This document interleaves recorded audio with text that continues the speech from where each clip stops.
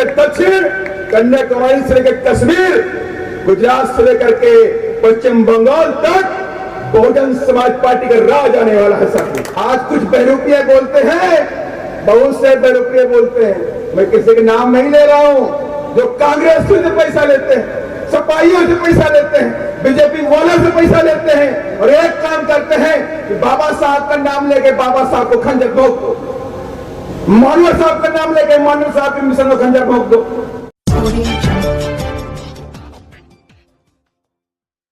करुणा के सागर तथागत गौतम बुद्ध, सामाजिक परिवर्तन के अग्रदूत, शिक्षा के जनक महात्मा ज्योतिबा फूले, आरक्षण के जनक कुर्मी राजा छत्रपति साहू जी महाराज, भारतीय संविधान के रचयिता, बौद्ध सत्व, भारत रत्न परम पूज्य बाबा साहब डॉक्टर भीमराव अंबेडकर, दलितों, पिछड़ों, गरीबों और मुस्लिमों को राजनीति की मुख्य धारा में लाने वाले बामसेफ, DS4 बहुजन समाज पार्टी के संस्थापक माननीय श्री कांतीराम साहब एवं बहुजन समाज में जन्मे उन तमाम संतों, गुरुओं और महापुरुषों के चरणों में श्रद्धा के सुमन अर्पित करते हुए बहन कुमारी मायावती जी को अपना आदर्श नेता मानते हुए आज के इस कार्यकर्ता सम्मेलन में हमारे बीच में उपस्थित युवा हृदय सम्राट, बहुजन समाज पार्टी के dynamic leader, national coordinator Akash Anand ji और साथ में हमारे बीच में उपस्थित दिल्ली प्रदेश के प्रभारी CP सिंह जी, दिल्ली के प्रभारी भाई सतीश चौधरी जी, दिल्ली के प्रदेश अध्यक्ष लक्ष्मण सिंह जी के साथ साथ बहुजन समाज पार्टी के जोन कोऑर्डिनेटर, जिला प्रभारी, विधानसभा जिला कमेटी के लोग के साथ साथ दूर दराज से आए हुए मेरे नौजवान साथियों, बहुजन समाज पार्टी के सिपाहियों, माताओं, बहनों और बहुजन समाज के सोशल मीडिया के जनकों, मैं आप सभी लोगों का मैं स्वागत अभिनंदन करता हूं। साथियों, मुझसे पहले दो लोगों ने गाने गाए, एक हमारी बहन उन्होंने गाना गाया, एक मेरे यमजान साथी ने गाना गाया और दोनों लोगों ने कह दिया ये मिशन पीछे नहीं आगे बढ़ेगा। कोई कितनी ताकत लगा ले, जो बहरूपीय समाज जब पैदा हो गए हैं उनको समाज माफ नहीं करेगा। और बाबा साहब ने कहा था अपने वोटों को मेरे बच्चों बांटना नहीं, अगर अपने वोटों को बांट दोगे तो इस देश में गुलामी बन जाओगे, गुलाम बन जाओगे। और मेरे साथियों, ये बहुजनों का कारवा है, बहुजन समाज पार्टी बाद में है, ये मिशन और मोबाइल पहले है। साथियों, आप सबको पता है माननीय श्री कांतीराम साहब ने 14 अप्रैल 1984 को बाबा साहब की जयंती पर बहुजन समाज पार्टी का निर्माण किया और कह दिया कि बाबा साहब के रूपरेखा कार्य को, बाबा साहब की मंजिल को ये बहुजन समाज पार्टी सत्ता में आकर के पूरा करेगी। और उसके बाद से आज तक साथी बहुजन समाज पार्टी अथक प्रयास कर रही है।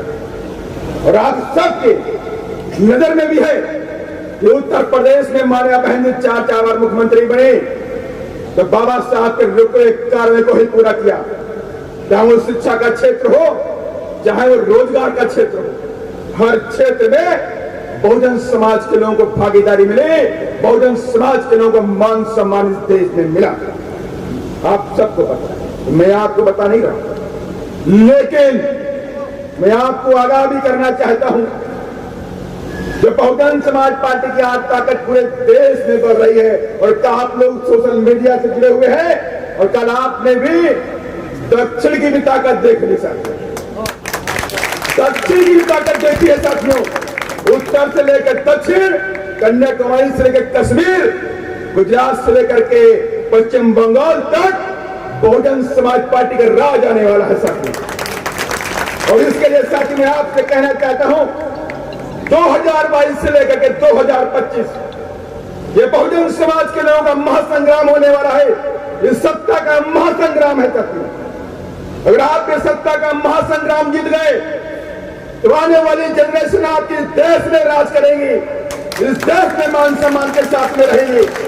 और आप इस सत्ता का महासंग्राम हार गए तो आप समझ लीजिएगा आपका बच्चा आपके सामने क्वेश्चन करेगा 10 साल बाद कि डैडी, पिताजी, बाबा साहब ने संघर्ष किया, महापुरुषों ने संघर्ष किया, मानव साहब ने संघर्ष किया और मानव बहन जी ने संघर्ष किया, तो आप तो इंजीनियर बन गए, आप तो डॉक्टर बन गए, आप तो बिजनेसमैन बन गए, आप तो कॉन्ट्रैक्टर बन गए, लेकिन डैडी आपने कोई संघर्ष नहीं किया।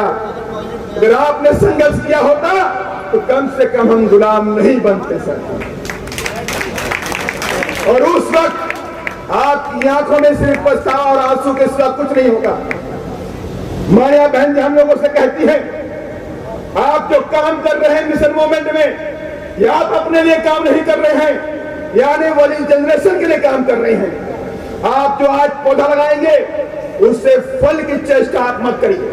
आप जो आज पौधा लगा देंगे वो 10 साल 20 साल बाद आपको फल देना शुरू कर देगा साथियों। इसलिए साथियों हम सबको बाबा साहब ने इतना बड़ा अधिकार दिया, इतना बड़ा हथियार दिया है।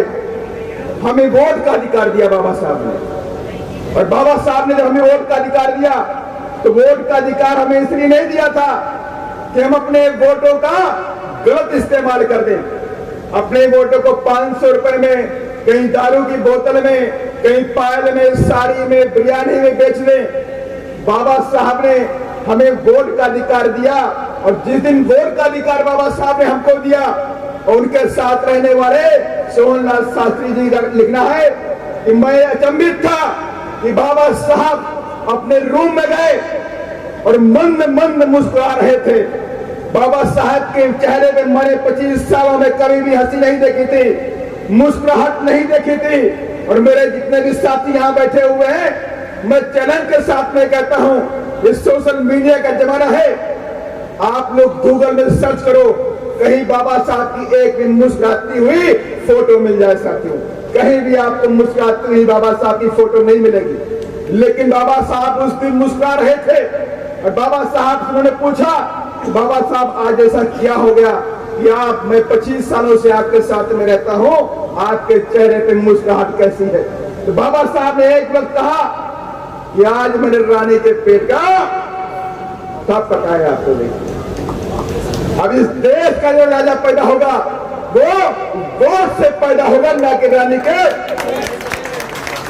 इतना बड़ा अधिकार बाबा साहब ने हमको दे दिया और ये भी कहा मेरे बच्चों ये वोट बड़ा ही खतरनाक है, पावरफुल भी है। जिस वोट का अगर सही इस्तेमाल करोगे, माने कि वोट क्या है? वोट एक दुधारी तलवार है जिसके दोनों तरफ धार है। अगर इसका सही इस्तेमाल करोगे तो दुश्मन का गला काटोगे और गलत इस्तेमाल करोगे तो अपना गला काटोगे। इतना बड़ा अधिकार बाबा साहब ने हथियार हमको दे दिया। और बाबा साहब ने 1935 में कहा था कि जाओ मेरे बच्चों, आप अपनी दीवारों पर लिख दो कि आपको इस देश का शासक बनना है। 1935 में कह दिया साथियों। और आज तक साथियों क्या हम शासक बन पाए? हम नहीं बन पाए साथियों, क्योंकि हम आज भी शासक बनने के हिसाब से काम नहीं करते। शासक बनने के लिए काम जितना करना चाहिए उतना काम नहीं करते हैं। हम सिर्फ सोशल मीडिया में रहते हैं। आज कितने लाइक मिल गए, कितने शेयर हो गए, बस उसी में टाइम खराब करते हैं। अगर मैं एवरेज देख लूं तो कम से कम एक नौजवान साथी मेरा 4 से 6 घंटे फेसबुक में और इंस्टाग्राम में काम करता है, लेकिन जमीन में कोई काम नहीं करता। जब तक आप जमीन में काम नहीं करोगे तब तक बात नहीं बनने वाली। मैंने पहले कहा कि 2022 से लेकर 2025 तक ये बहुजनों का महासंग्राम है साथियों। और महासंग्राम माने सत्ता का शासक के लिए बनने के लिए आपको संग्राम करना पड़ेगा और इसके लिए आपको अपनी सेना खड़ी करनी पड़ेगी। और सेना खड़ी करने के लिए आप सबको पता है कि जंग होती है तो बिना सिपाहियों के बिना सेना के नहीं जीत सकते सकते। और सेना कौन हमारी है? आपसे मैंने पहले कहा है कि बहुजन समाज पार्टी बाद में है, ये मिशन और मूवमेंट पहले है साथियों। इसलिए यहाँ पे जो भी पार्टी का जो कार्यकर्ता बनता है, जो भी सिपाही बनता है, वो बहुजन समाज पार्टी के कार्यकर्ता के साथ साथ में इस पवित्र मिशन का सिपाही साथियों है। ये पवित्र मिशन, ये मूवमेंट आज ऐसे नहीं बना है। आज कुछ बहरूपिये बोलते हैं, बहुत से बहरूपिये बोलते हैं, मैं किसी के नाम नहीं ले रहा हूं, जो कांग्रेस से पैसा लेते हैं, सिपाहियों से पैसा लेते हैं, बीजेपी वालों से पैसा लेते हैं और एक काम करते हैं कि बाबा साहब का नाम लेके बाबा साहब को खंजर भोंक दो, मानवर साहब का नाम लेके मानवर साहब के मिशन को खंजर भोंक दो। अरे ऐसी सोच वाले क्या हमारे समाज का कल्याण कर सकते हैं? जो हमारा मिशन है ये पवित्र है। ये संघर्षों और बलिदान के बाद आज बहुजन समाज पार्टी इस देश की तीसरे नंबर की राष्ट्रीय पार्टी वोट के हिसाब से साथियों है। और मैं दावे के साथ में कहता हूं, बहुत से लोग इस पवित्र मिशन और मूवमेंट पार्टी को तबाह खत्म करने के लिए आए, वो खुद तो तबाह और खत्म हो गए, लेकिन मिशन और कारवां के लिए उत्तर से लेकर साउथ तक आगे बढ़ रहा था और बढ़ता रहेगा। मैं चैलेंज करता हूं ऐसे लोगों को जो हमारे मिशन और मूवमेंट को खत्म करना चाहते हैं। सब हजारों करोड़ों लाखों करोड़ों गरीबों मजदूरों की आशाएं हैं। मैं जब दूसरे प्रदेशों में जाता हूं तो मैं देखता हूं उनकी आंखों में आंसू आते हैं। जब मेरी बहनें आती हैं, जो मेरे लोग आते हैं, नौजवान आते हैं, उनकी आंखों में आंसू होता है और एक ही बात आशा उनके अंदर होती है, एक होप होती है कि काश मेरी पार्टी दिल्ली के शासन पे पहुंच जाए और जिस दिन पहुंच जाएगी उसी दिन मेरे सारे दुख और तकलीफें खत्म हो जाएंगे। ऐसी आशा और विश्वास साथियों है। तो इसलिए साथियों, आज जितने भी लोग यहाँ बैठे हैं, मेरे नौजवान साथी बैठे हुए हैं, आप लोग सोशल मीडिया का काम करिए लेकिन वो पार्ट टाइम में करिए, लेकिन पार्टी का फिजिकल काम करिए। गांव गांव में जाइए, मोहल्लों में जाइए, वार्ड में जाइए और बाबा साहब की अलग को जगाइए साथियों। जब बाबा साहब के अलग जगाएंगे, हम बाबा साहब के संविधान के बारे में बताएंगे, संवैधानिक अधिकारों के बारे में बताएंगे, अपनी वोट की ताकत के बारे में बताएंगे, मान्या बहन के संघर्षों के बारे में बताएंगे। तो मैं दावे के साथ में कहता हूं, इस देश में ऐसा कोई बहुजन समाज का लाल नहीं है जिसका खून खोल ना जाए।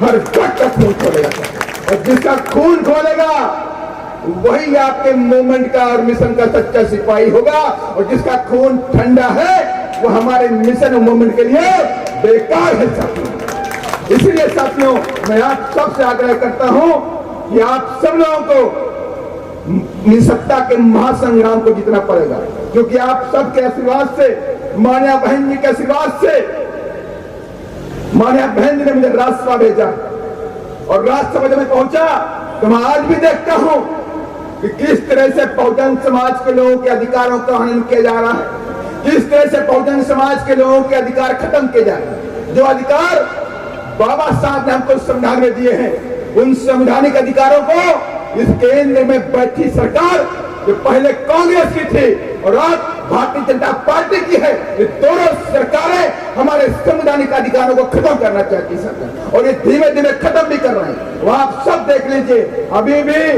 पार्लियामेंट के अंदर हल्ला मचता है, लेकिन एक साजिश के तहत 2 बजे के बाद पार्लियामेंट चलती है।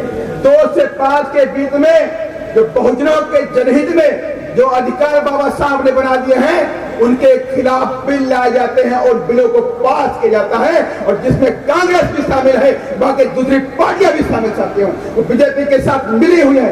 अब देखिए, आज भी जनरल इंश्योरेंस बिल पास कर दिया गया। माने कि बहुजन समाज के लोग इन कंपनियों के अंदर, पब्लिक सेक्टर कंपनियों के अंदर रिजर्वेशन के तहत नौकरी पा रहे थे, अब वो प्राइवेट हो जाएंगे। आप सबको पता है, रेलवे प्राइवेट हो गया, एयरपोर्ट प्राइवेट हो रहे हैं, बैंकें बेच दी हैं, LIC बेच दिया है, कई सारी कंपनियां बेच दी हैं। वाईजेक स्टील जो आंध्र प्रदेश के अंदर है, जिसने आज तक कभी घाटे में कोई काम नहीं किया है, 4 से 5 हजार करोड़ रुपए का प्रॉफिट देती है। 5,000 दलित एम्प्लॉय है, 4800 OBC के भाई एम्प्लॉय गरीब लोग वहां पे हैं और 35,000 कॉन्ट्रेक्चुअल एम्प्लॉय हैं। इस कंपनी को 35,000 करोड़ में ये सरकार बेचने जा रही है और उसकी कीमत लाखों करोड़ रुपए है। 4 से 6 लाख करोड़ रुपए कंपनी 35,000 करोड़ में कोई धन्ना से खरीद लेगा। इसलिए साथियों, आपके अधिकारों पे हमला हो रहा है और आपके पास एक ही चारा है कि आप अपनी पार्टी को, बहुजन समाज पार्टी को केंद्र तक और दिल्ली पहले फतेह करिए, दिल्ली पहले फतेह करिए और फिर हम लाल किला भी फतेह करेंगे साथियों, लाल किला फतेह करेंगे साथियों। इसलिए साथियों, आप सब लोगों को पूरे जी जान से लगना पड़ेगा और लग करके हमारे मूवमेंट को, बाबा साहब की विचारधारा को, आप सबको पता है कि बहुजन समाज पार्टी इस देश में इकलौती पार्टी है जो बाबा साहब के विचारधारा पे चलती है। कोई भी पार्टी इस देश में ऐसी नहीं है जो बाबा साहब की विचारधारा पे चलती है। माने कि बहुजन समाज पार्टी, अम्बेडकराइट पार्टी इस देश में इकलौती है। इसलिए आपको भ्रमित होने की जरूरत नहीं है और बहरूपियों से आपको बच के रहना है। अगर आपके वोटों में सेंध हो गई, आपके वोटों में सेंध हो गई तो 2022 से 25 के बीच में आप इस देश में गुलाम बना दिए जाएंगे और ऐसे बहरूपिये आएंगे, आपके बीच में आएंगे, वो आपको बड़गड़ाएंगे। साथियों, आपको बहकने की जरूरत नहीं है और आपको सिर्फ अपने सिंबल, अपनी नेता बहन जी पर विश्वास रखना है। इन्हीं सब बातों के साथ साथियों, मैं अपनी वाणी को विराम देता हूं। जय भीम।